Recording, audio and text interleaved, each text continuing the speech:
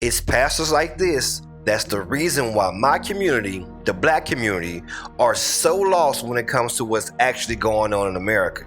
We cannot stand for this. We need guys like this out of the church. Charlie Kirk did not deserve to be assassinated. He started off good.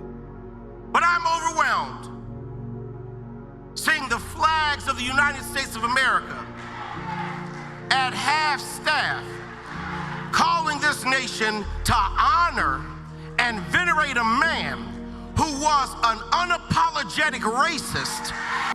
So let's stop it here. I think Charlie Kirk's wife should absolutely sue this pastor.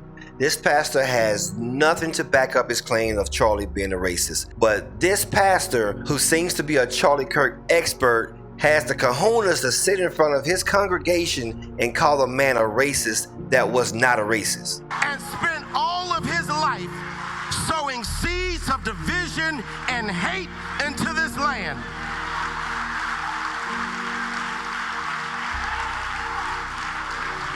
And hearing people with selective rage who were mad about Charlie Kirk but didn't give a damn about Melissa Hortman and her husband when they were shot down in their home.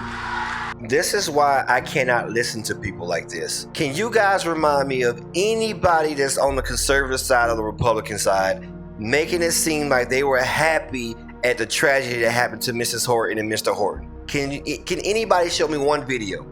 Just tag one video of somebody being happy and celebrating the death of that family. In fact, you're gonna find the quite opposite.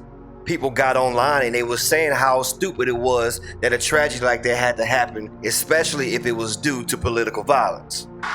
Tell me I ought to have compassion for the death of a man who had no respect for my own life. I am sorry, but there's nowhere in Bible where we are taught to honor evil. Guys, that I don't think this pastor realized what he just said and what he just declared in front of his congregation. That was probably one of the most evil and demonic things that a pastor can say, but he packaged it in a way that his congregation did not catch it. And if they did catch it, they're so overwhelmed and outraged about Charlie Kirk that it just flew right over their heads. And how you die does not redeem how you lived. You remember you said that. You do not become a hero in your death when you are a weapon of the enemy in your life. Well, it's funny that you say that, Mr. Pastor Man, because I remember very vividly a person that you guys made a great, great hero who we know was not a great, great person before his death. Entering Mr. George Floyd. Okay, let's talk about the guy that you guys put on a mantle as a hero and you damn near burned down your communities behind doing so. Mr. George Floyd. Let's talk about his arrest history, because the last time I remembered, I've never heard of Charlie Kirk being arrested. So let's talk about George Floyd here. In 1997, he was arrested and went to jail for 6 months, and that was because he had some cocaine on him. All right, cocaine. You're a drug addict. Hey, I'm not faulting you for that. Everybody has their struggles. I'm not going to even hit on that right now. But an arrest is an arrest. In 1998, you see here, he was arrested for a theft 2 times in 1998. And for some reason, they don't want to talk about what the arrest was actually about. What did he actually do?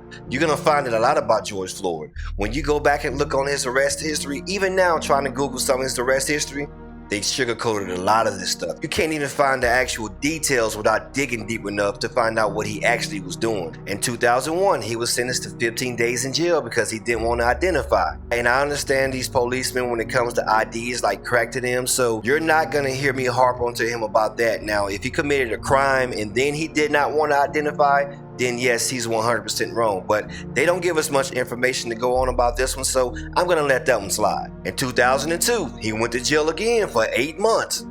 Cocaine. In 2003, he went to jail again for criminal trespass. That means that he went somewhere that he was warned not to go and they'd arrested his butt. In 2004, he went to jail for 10 months. Guess what for this time? You guessed it, cocaine. And then in 2005, he went to jail again for 10 months. Can you guess what he went to jail for? Again, Cocaine. I've never heard Charlie Kirk being convicted once of cocaine. I've never heard Charlie Kirk once being convicted of trespass. I've never heard Charlie Kirk once being convicted of going into somebody's house whenever he's not supposed to be there. But you guys celebrated it. And guess what? I'm not done. In 2007, he took a plea deal for 5 years in prison because he did a home invasion. Can anybody tell me the last time you heard of Charlie Kirk being arrested for a home invasion?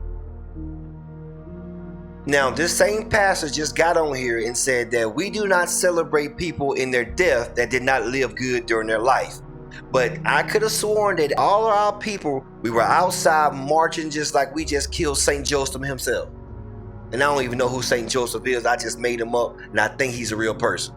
Now back to this nut job. We have to do better. How can we even sit here and condone something like this? Back in the day, like I was not raised like this. My family would not have tolerated this back in the day. And now these pastors have got so emboldened that they get up there and they just say anything in front of their congregations. First of all, why are politics inside the church anyways? Like, isn't that supposed to be like a conflict of interest? And then I will leave off saying this. Who do you think is paying these people? Not saying him. I'm not accusing him of anything. I don't know him personally like that. But we do know that $150 million went out to a lot of pastors over the last few years for them to spew this ideology out to their congregation when it comes to certain people and political aspects. Now I'm just going to sit that right there. Moral of the story is, we do not want this type of person inside of our church. You are not our leaders. This is why a lot of people like me were so skeptical when it comes to church right now. And if you want to win us back over, you have to get clowns like this out of the congregation. He is not a leader of the black community. I said what I said, and I'll say it again.